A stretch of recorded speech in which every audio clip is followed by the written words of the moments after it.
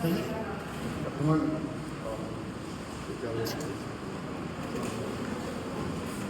তোমাৰ নাম চিনি পাইছা তোমাৰ নাম জানা কি জানা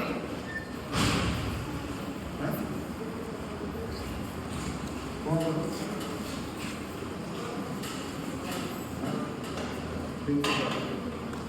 ইংৰাজীত প্ৰিন্সিপাল বুলি কয়, অসমীয়াত অধ্যক্ষ। মানে স্কুলৰ মেইন মানুহটো মই। তোমালোকক নতুন স্কুল আহি কেনেকুৱা লাগিছে? ভাল লাগিছে। সেইখন স্কুল অলপ বেলেগ, এইখন স্কুল বেলেগ, যিখন হ'ল ৰেচিডেঞ্চিয়েল স্কুল। ঠিক আছে, তো ইয়াতে থাকিব লাগিব, ইয়াতে কৰিব লাগিব। এতিয়া কথা হ'ল, যদি তোমালোকে ভালকৈ পঢ়া শুনা কৰা তেতিয়া ইয়াত কেইবছৰ থাকিবলৈ পাবা? 7 বছৰ। 7 বছৰ কেনেকৈ কোৱাচোন? 6, 7, 8, 9, 10, 11, 12 12ৰ পিছতে ওলাব পাৰে।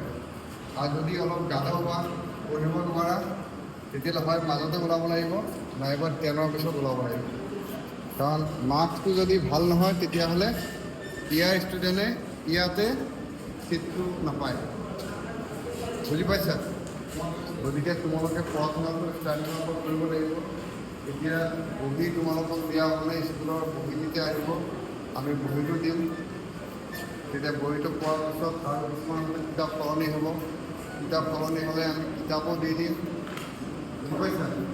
গতিকে অকণমান এডজাষ্ট হোৱা, কাৰণ তোমালোকে কেতিয়া যাব ইয়াৰ পৰা? তেওঁলোক কেতিয়া গৈ আছে ঘৰলৈ? 30 এপ্ৰিল আছে। কাৰণ আমাৰ 1 তাৰিখৰ পৰা গৰম বন্ধ ষ্টাৰ্ট হৈ আছে। ৰিটাৰ্ণ বেক কেতিয়া হ'ব? Return back 19 June. 19 জুনত তোমালোকে ৰিটাৰ্ণ বেক কৰা। তাৰপিছত আকৌ ক্লাছ হ'ব। গতিকে তোমালোকৰ হোষ্টেল চিষ্টেম কেনেকুৱা, ক্লাছৰ চিষ্টেম কেনেকুৱা, এই আটাইখিনি বস্তু পিছত ভালকৈ কোৱা হ'ব। আৰু এনেকৈ তোমালোকে সময় পায়, যদি টিচাৰ অহা নাই কেপ্টেইনৰ কাম খবৰ কৰা, কোন টিচাৰ আছিল টিচাৰ কৈ খবৰ কৰা। যদি খবৰ ঠিক আছে, নাপালে ভাইচ প্ৰিন্সিপাল আছে, ভাইচ প্ৰিন্সিপালক ক'ব লাগে। ভাইচ প্ৰিন্সিপাল চিনি পোৱা নাই? ভাইচ প্ৰিন্সিপাল নোপোৱা? ঠিক আছে, দেখুৱাই দিম। তেতিয়া তোমালোকক বেলেগকৈ আকৌ তোমাৰ পৰা এইটো প্ৰেক্টিছ কৰিলে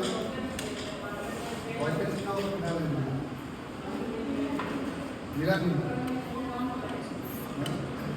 मतलब सुजाता का बेटा तो उनको बोल के आप मार्केट जाके खरीद लेंगे, सभी